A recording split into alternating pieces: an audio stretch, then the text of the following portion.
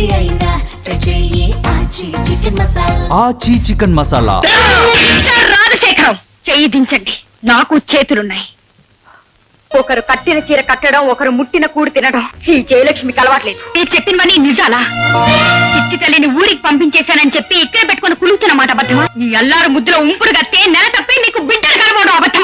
పరుగులు ఆడడానికి బజారు ఆడడానికి తేడా చెప్పేది ఒక్కటే, మంగళసూత్రం. ఇది అందరికీ మంగళసూత్రాలు ఉన్నాయి. అలాగని వీళ్ళందరినీ ప్రతిభతలు అనుకోమంటారేటి? భర్తలకు భార్యలు విలువ ఇవ్వకపోయినా ఈ సమాజం ఇంకా ఇస్తూనే ఉంది, తెలుసుకోండి. జయ, కాస్త వేణులు పెట్టు, రాత్రంతా నిద్రలేదు. మీరిచ్చిన నగలు, నీ ఇంటి తాళాలు, నేను వెళ్తున్నాను. ఎక్కడికి? అది మీకు అనవసరం. జయ, ఇంత చిన్న విషయానికి వెళ్ళిపోతావా? What you mean? మనిషి ప్రాణం పోతున్నా మీలాంటి వాళ్ళకి చిన్న విషయంగానే కనిపిస్తుంది. చెప్పానుగా, ఈ ఆఫీస్ కాదు ఆ పై ఆఫీస్ వచ్చారా? నేను మీరు నిజంగా ఆఫీసర్ దగ్గరికే వెళ్ళుంటే ఒక్క రాత్రి కాదు, మీకోసం 100 రాత్రులు ఎదురు చూసేదాన్ని. కానీ ఆఫీసర్ వంకతో మీరు వెళ్ళింది చిట్టి తల్లి దగ్గరికి. నాకేం తెలియదు అనుకున్నారా? ఆ రాస్కెల్ సుబ్బారావు నీకు ఉన్నవి లేనివి కల్పించి చెప్పాడన్నమాట. ఆయన చెప్పినందుకు కాదండి, మీరు చేసిన పనికి సిగ్గుపడండి. జయా, కౌంటర్ సంగతి నీకు తెలీదు. వాడు ఒట్టి స్టాప్ ఇట్. మీరెలాగూ మనిషిగా బ్రతకలేరు. ఇలాగైనా బ్రతకాలనుకుంటే మంచి వాళ్ళను మాట్లాడకండి. మంచి వాడి గురించి, వాడి మంచితనం గురించి నీకేం తెలుసు? వాడి స్వార్థం కోసం ఏమైనా చేస్తాడు. వాడి బ్రతుకు కోసం ఎన్ని బ్రతుకులను కూలుస్తాడు, ఎన్ని అబద్ధాలని చెప్తాడు. ఆయన చెప్పినవన్నీ అబద్ధాలు, మీరు చెప్పినవన్నీ నిజాలా? చిట్టి తల్లిని ఊరికి పంపించేశానని చెప్పి ఇక్కడే పెట్టుకుని కులుతున్న మాట అబద్ధమా? ఆఫీసర్ పేరుతో రాత్రంతా దాని ఒళ్ళో కులికిన మాట అబద్ధమా? నీ అల్లారు ముద్దులో ఉంపుడు గత్తే నెల తప్పి నీకు బిడ్డలు కలవడం అబద్ధమా? రాజశేఖరం, చెయ్యి దించండి. నా సంస్కారం సంస్కారంగా ఉంచడానికైనా చెయ్యి దించండి. మీరు హద్దు మీరితే నాకు పౌరుషం ఉంది, నాకు చేతులున్నాయి. జయలక్ష్మి గారు, సంస్కారం విలువ నీకేం తెలుసు? నీకున్నది సంస్కారం కాదు, అహంకారం. ఆడదాని సంస్కారం మొగుడి పరువు నలుగురిలో కాపాడాలి, చేతనైతే నిలబెట్టాలి, పెంచాలి. నీ సంస్కారం నీ భర్తను నడివీధిలో నేరస్తుడిగా నిలబెట్టే సంస్కారం. పౌరుషం, నీ పౌరుషం నిజాన్ని నిజమని ఒప్పుకోవడానికి అడ్డుపడే అర్థాలేని పౌరుషం. నీలాంటి ఆడదానికి ప్రేమ స్వార్థంగా కనబడుతుంది, అభిమానం అవకాశంగా కనబడుతుంది, అనురాగం ఆత్మవచ్చలా కనబడుతుంది. Okay, it's all right. చూడు, నీకు సంజాయిషి చెప్పుకోవాల్సిన అవసరం లేదు, గతి లేదు. నా మాట నమ్మితే అది నీ అదృష్టం, లేదా ఇప్పుడే ఈ క్షణమే బయటికి వెళ్ళిపోవచ్చు. మిస్సెస్ జయలక్ష్మి గారు.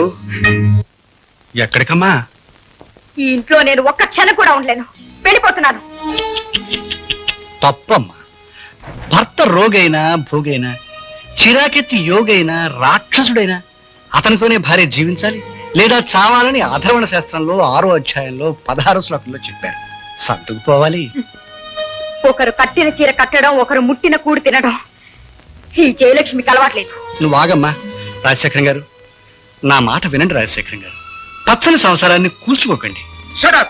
మీ కాళ్ళు పట్టుకు బతిమాలుతాను. ఏమండి, కాళ్ళు పట్టుకొని నిలబెట్టాల్సినంత గొప్పదేం కాదు ఈ కాపురం. అమ్మా అమ్మా అమ్మా, నా మాట వినమ్మా. రాజశేఖరం గారి గురించి నువ్వు ఆలోచించాలి, నీ గురించి రాజశేఖరం గారు ఆలోచించాలి. మీ ఇద్దరూ ఆలోచిస్తే నాకు ఏ బాధ ఉండదు. అంతవరకు మాత్రం నువ్వు మా ఇంట్లోనే ఉండాలి. ఉండకపోతే నా మీద ఒట్టే. వెళ్ళమ్మా, మన ఇంట్లోకి వెళ్ళమ్మా, వెళ్ళమ్మా.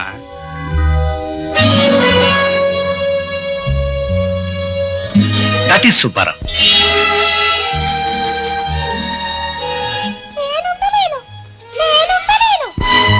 చూడమ్మా, మీ వాళ్ళ దృష్టిలో మీ ఆయన శ్రీరామచంద్రుడు, నువ్వు మొండిదానివి. తప్పు మీ ఆయనే చేశాడు, కానీ స్వభావరీత్యా తప్పు నీదంట.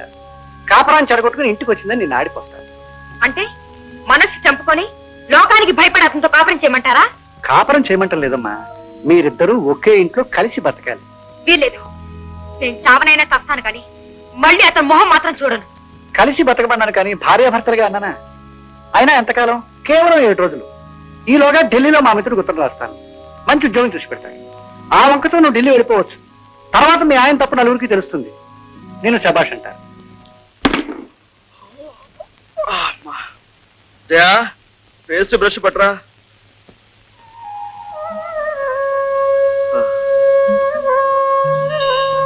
Good morning. రాత్రి బాగా నిద్ర పట్టిందా? ప్రశాంతంగా. తమ దయ వల్ల వెళ్ళడానికి కారణం తెలుసు, వచ్చిన దానికి కారణం చెప్తారా? తీసుకొచ్చిన కారణం అడగండి, నేను చెప్తాను. రాజశేఖరం గారు, ఈవిడ మీ భార్య నిన్నటి వరకు, ఇప్పుడు జస్ట్ టెనెంట్. ఈవిడ కేవలం 7 రోజులు మీ ఇంట్లో అద్దెకుంటారు. ఓహో, అద్దె కూడా ఇస్తారా? అనా పైసలతో సహా ఇచ్చేస్తానని చెప్పండి. అంతేనండి. ఇవాళ 1, సరిగ్గా 7వ రోజున మీ భార్య, సారీ అమ్మా, జయలక్ష్మి గారు ఢిల్లీలో ఉంటారు, ఉద్యోగం చేస్తారు. అమ్మా వెళ్ళమ్మా, వెళ్ళి నీ వాటలని పని చూసుకోమ్మా. వెళ్ళమ్మా, వెళ్ళమ్మా. కుటుంబాన్ని కూల్చే మహాత్ములు తిరిగి చేర్చడం ఏమిటో? మిమ్మల్ని చేర్చింది కూల్చడానికే సార్. వేరైతే ఒకటవుతారు, ఒకటైతే వేరవుతారని అథర్వణ శాస్త్రంలో 6వ అధ్యాయంలో 1వ శ్లోకంలోనే చెప్పారు.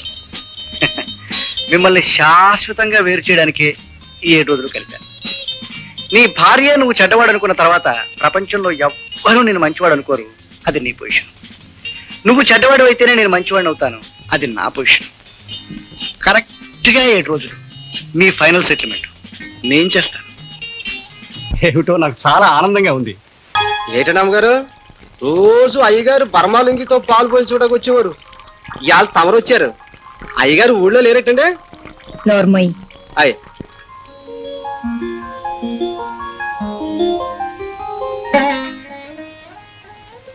జీవితంలో పాలు పంచుకోవాల్సిన వాళ్ళం పరువు కోసం కనీసం ఈ పాలైనా పంచుకుందాం.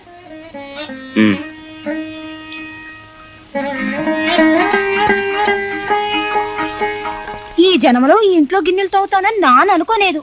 నేను వచ్చేసరికి అయ్యగారే చేసుకుపోయేవారు. ఇవాళ ఏ తిడ్డూరు సూర్యుడు గాని నేల మీద దుబ్బు నడిపోతాడో ఏటో. సురమా, అన్నం గిన్నె లేవు. ఇంకా కోకుందేటి అన్నం గిన్నె. అయ్యగారు ఎప్పుడూ అట్టుకుపోనారు. అమ్మగారు, అయ్యగారు వంట కూడా చేసేస్తున్నారంటే నాకేటో అనుమానంగా ఉంది. నెలగిని తప్పిస్తున్నారేటి? ఎక్కువగా మాట్లాడుకో, వెళ్ళి నీ పని చూసుకో. అదేటమ్మగారు, ఇట్లాంటప్పుడే పెట్టేసేయాలా? నాన్న కడుపుతో ఉన్నప్పుడు మా మామ నా కాళ్ళు కూడా పట్టేసేవాడు. పెళ్ళం కడుపుతో ఉన్నప్పుడు మొగుడు అభ్రంగా చూసుకుంటే దెబ్బ పండు లాంటి బిడ్డ పడతాడు. నోర్మయ్.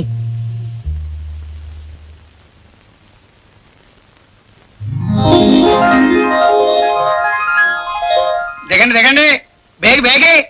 మరి కుక్క కొడుకులతో ఆయన ఆ మధ్య సంవత్సరాల కింద సోన్ల కింద అవుపడేవారు. ఈ మధ్య డిఫరెన్స్ ఏ తెలియట్లేదు, కన్ఫ్యూజన్ ఎట్టేస్తున్నారు. ఎవరది గింజుకుంటున్నది? మనమే ఏటి తల్లి, బహుకాల దర్శనం ఎక్కడ అవుపట్లేదు. ఊర్లో నేవేటి? ఏంటండి మీరు ఇక్కడ ఇలా? ఏమండి, మా ఫ్రెండ్ ఒక ఆవిడ ఉద్యోగం ఇప్పిస్తానంటే ఇక్కడికి వచ్చానండి. ఆవిడ కోసం వెయిట్ చేస్తుంటే వీళ్ళేమో లేని నేరం నా మీద మోపి ఎక్కడికో తీసుకెళ్తున్నారండి.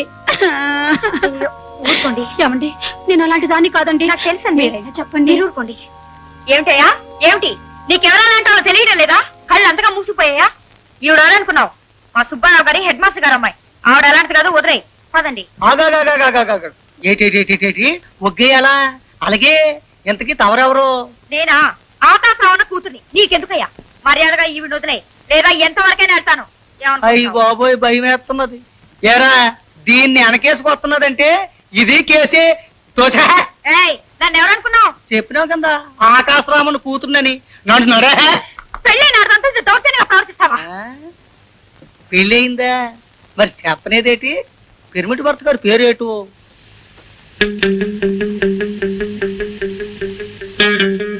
చెప్పనేవు. ఎట్టా చెబుతావు?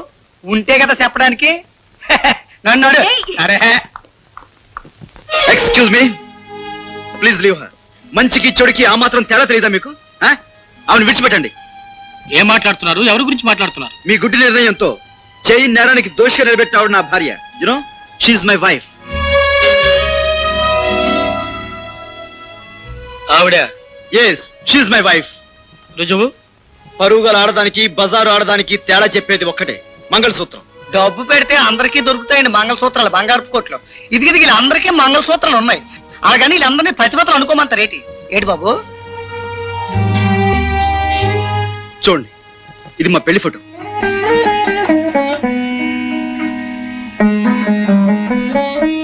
సారీ సార్, ఇందులో ఆవిడ తప్పు కూడా ఉంది.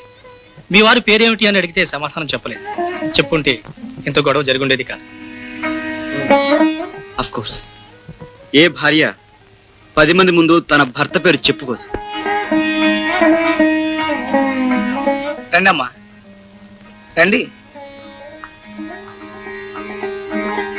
సార్, బజారు మనిషికి పరుగుల మనిషికి తేడా చెప్పేది బంగారంతో చేసిన మంగళసూత్రం కాదు సార్, బంగారం లాంటి మనసున్న భర్త. అటు చూడండి, అమ్మగారు తమ పక్కన ఉంటే అచ్చం పార్వతీదేవిలాగా ఉన్నారు. సారీ సార్, ఈ కంటే care. It's all right, thank you.